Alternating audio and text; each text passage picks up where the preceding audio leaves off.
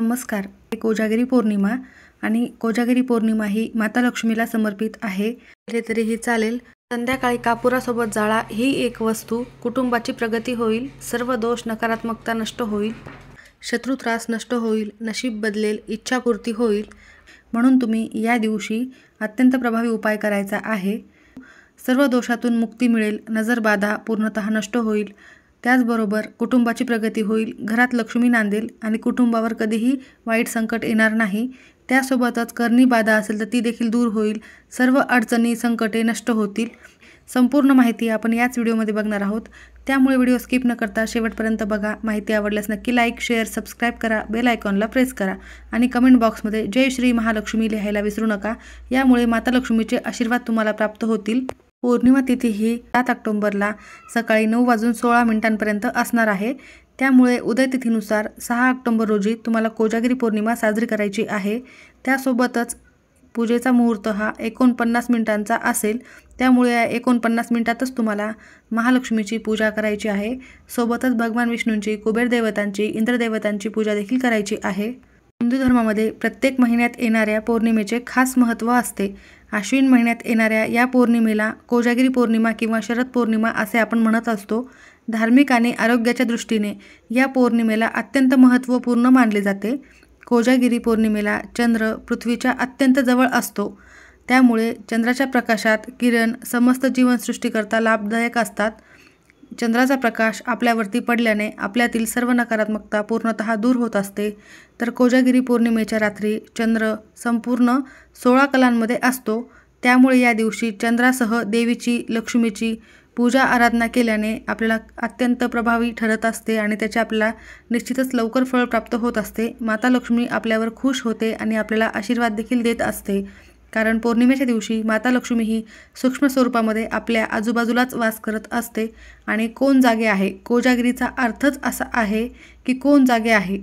तर हे बघण्यासाठी माता लक्ष्मी पृथ्वीवर आलेली असते आणि सर्वत्र ठिकाणी भ्रमण करत असते. त्यामुळे तुम्हाला या दिवशी तुमच्या मुख्य प्रवेशद्वारावर 2 दिवे हे प्रज्वलित करायचे आहेत. माता लक्ष्मीला प्रकाश अत्यंत प्रिय आहे आणि घरामध्ये सकारात्मकता येण्यासाठी देखील दिवे हे अत्यंत महत्त्वाचे मानले जातात. धार्मिक मान्यतेनुसार या दिवशी भगवान विष्णूंची, लक्ष्मीची, त्यासोबतच कुबेर देवतांची, चंद्राची, इंद्राची पूजा केल्याने आपण कर्जमुक्त होत असतो. तसेच धनसंपत्ती, ऐश्वर्य, वैभव प्राप्त होत असते अशी देखील मान्यता आहे. या दिवशी आवर्जून श्रीसूक्ताचे पठण करावे. त्यासोबतच विष्णू सहस्रनामाचे पठण देखील केले जाते. आजच्या दिवशी दानाला देखील खूप महत्त्व आहे. तुम्ही गरीब गरजू व्यक्तींना आवर्जून दान करावे आणि तुम्हाला हा उपाय आज करायचा आहे. कारण या दिवशी उपायाला देखील खूप महत्त्वाचे मानले जाते. तुम्ही या दिवशी उपाय केल्याने माता लक्ष्मी तुमच्यावर प्रसन्न होते. तुमच्या सर्व इच्छा देखील लवकरात लवकर पूर्ण होत असतात. त्यामुळे तुम्ही हा उपाय करायचा आहे. त्याने कापुरासोबत ही वस्तू जाळायची आहे. तर तुम्हाला मी आता जो उपाय सांगणार आहे तो आपल्याला संध्याकाळीच करायचा आहे. संध्याकाळी 5:30 वाजल्यापासून ते रात्री 12 वाजेपर्यंत कधीही करू शकता. आज कोजागिरी पौर्णिमा असल्यामुळे माता लक्ष्मी पृथ्वीवर सूक्ष्म स्वरूपात भ्रमण करत असते. रात्री 12 वाजता आपण विष्णू, महालक्ष्मी, त्याचबरोबर चंद्र आणि इंद्र यांची पूजा करत असतो. त्यामुळेच आपल्याला या वेळेपर्यंत हा उपाय केला तरीही चालेल. तुम्ही रात्री 12 वाजेपर्यंत करा, 12 वाजता करा, कारण आज तुम्ही 12ला केला तरीही चालेल. तर आवर्जून हा उपाय करायचा आहे. आणि तुम्हाला रात्रीच्या वेळेला तुमच्या मुख्य प्रवेशद्वारावर 2 दिवे प्रज्वलित करायचे आहेत. जास्तीत जास्त तेल टाकून तुम्ही हे दिवे प्रज्वलित करून ठेवा, म्हणजे हे रात्री 12 वाजेपर्यंत तेवत राहील. याची काळजी घ्यायची आहे. ज्या घरामध्ये आजच्या तिथीला हा उपाय केला जाईल त्या घरामध्ये माता लक्ष्मीचे आशीर्वाद हे कायम राहणार आहेत आणि सर्व अडचणी, संकटे पूर्णतः नष्ट होतील. तुमच्या घरामध्ये पैसा टिकत नसेल, खूप कष्ट मेहनत करून घरात पैसा येत नसेल किंवा तुम्हाला नजर दोष लागत असेल, काही शत्रू त्रास असेल, शत्रू असे असतात जे आपल्या तोंडावर गोड बोलतात आणि माघारी आपल्याविषयी वाईट विचार करतात. अशा प्रकारचे देखील काही शत्रू असतात आपल्या आयुष्यात. तर त्यांचा देखील तुम्हाला नजर दोष लागला असेल आणि त्यामुळे तुमच्या घरामध्ये सतत काही ना काही अडचणीला तुम्हाला सामोरे जावे लागत असेल तर हा उपाय तुमच्यासाठीच आहे.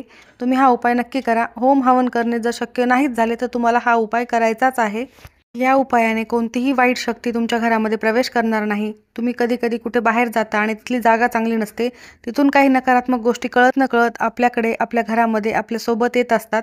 तर त्या देखील आपल्या घरामध्ये येऊ नये म्हणून हा अत्यंत प्रभावी सकारात्मक उपाय तुम्हाला करायचा आहे आणि आजच्या या शुभ दिवशी आवर्जून करायचा आहे.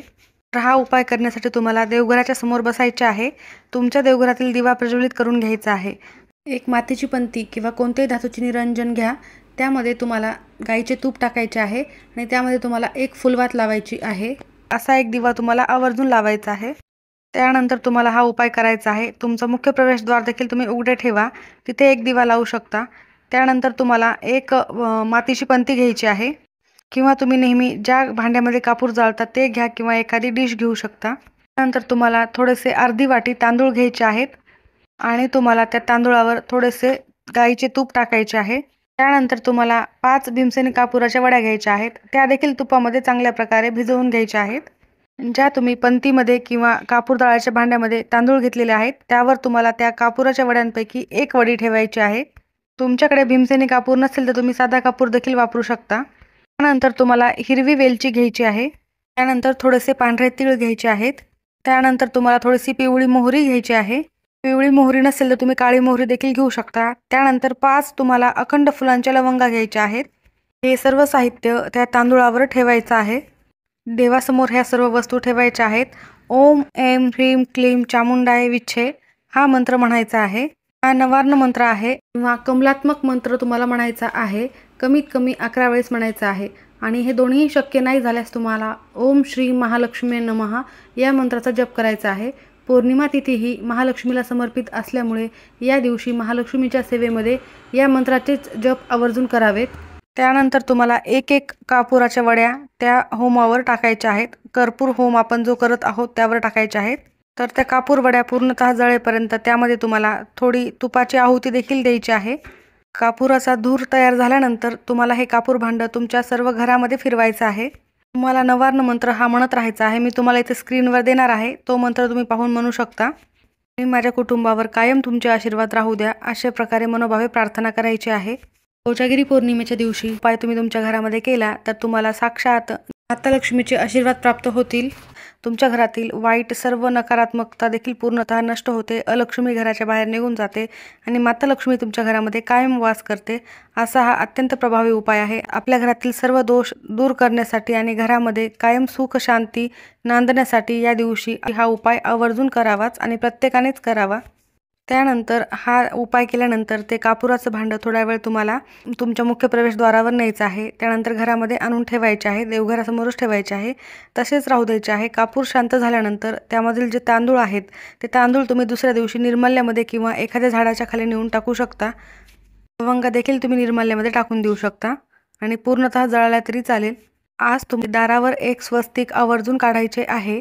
कुंकवाने तुम्ही तुमच्या मुख्य प्रवेशद्वारावर एक स्वस्तिक काढावे. ईशान्य कोपऱ्यात एक दिवा आवर्जून लावावा. सर्वांना कोजागिरी पौर्णिमेच्या शुभेच्छा. धन्यवाद.